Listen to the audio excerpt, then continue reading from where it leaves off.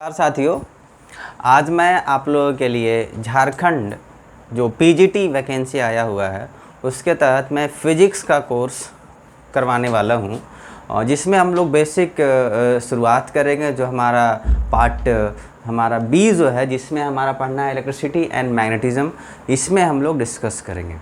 ठीक है। और जितना टॉपिक है लगभग सारे टॉपिक को मैं कवर करवाऊँगा आपका।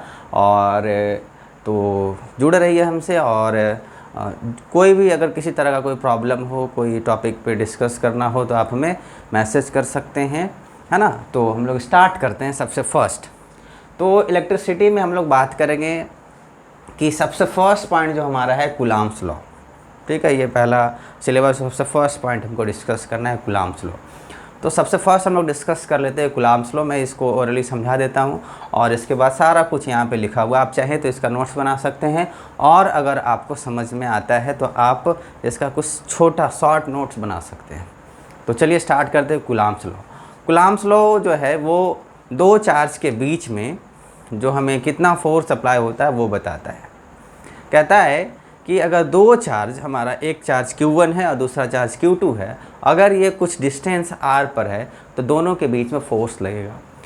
दोनों के बीच में जो फोर्स लगेगा वो दो बात पर डिपेंड करता है।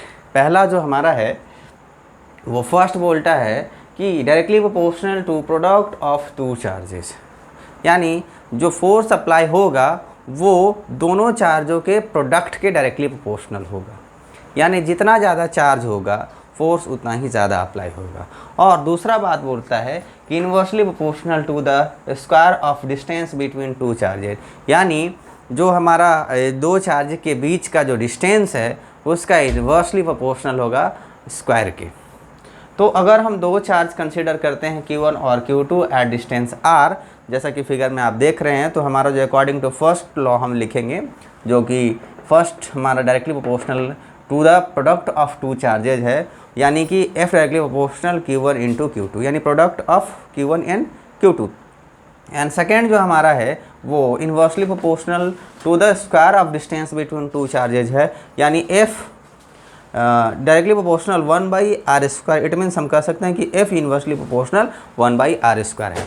अगर हम इस इक्वेशन फर्स्ट और सेकेंड को अगर हम यहाँ पर एक दूसरे से कंपेयर करते हैं तो हम लोग बाय कूलॉम्स लॉ लिख सकते हैं कि F directly proportional Q1 Q2 upon r²। अगर प्रोपोर्शनलिटी का साइन हटाते हैं तो कांस्टेंट आता है ना। तो अब हम K को समझते हैं कि यहाँ पर क्या है, कांस्टेंट है, और K का जो वैल्यू होता है 1/4πε0, और इसका वैल्यू हम लोग लिखते हैं 9 × 10⁹ और A साइन यूनिट जो K का होता है वो न्यूटन मीटर स्क्वायर पर कूलम स्क्वायर। ये ध्यान रखना है, इसका A साइन यूनिट हमेशा पूछा जाता है। और ये एप्सिलॉन नोट जो आप देख रहे हैं वो electric permittivity of free space है।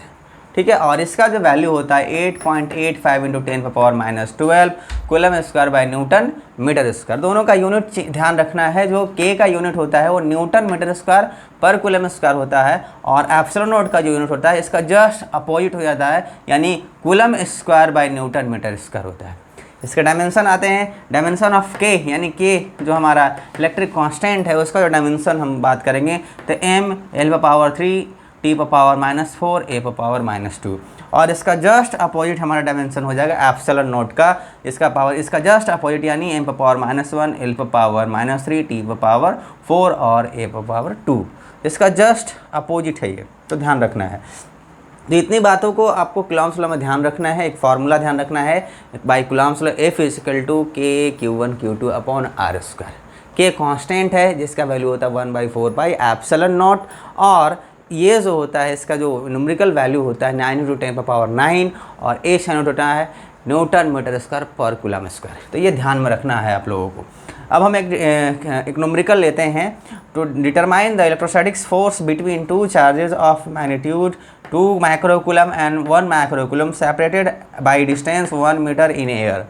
मतलब कहता है कि हमारे पास दो चार्जेज है, एक जो है वो 2 माइक्रोकूलम का है और दूसरा 1 माइक्रोकूलम का है, और वो जो है सेपरेट है 1 मीटर के डिस्टेंस पे।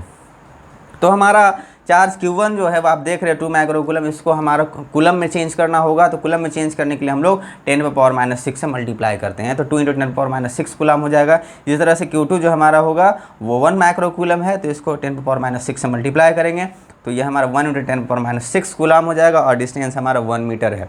तो अब हमारा जो कूलाम्स लॉ पे इसको अप्लाई करेंगे तो F = हो जाएगा 1/4πε0 Q1 Q2 बाई RS का, जैसा कि हम कूलाम्स लॉ से जानते हैं।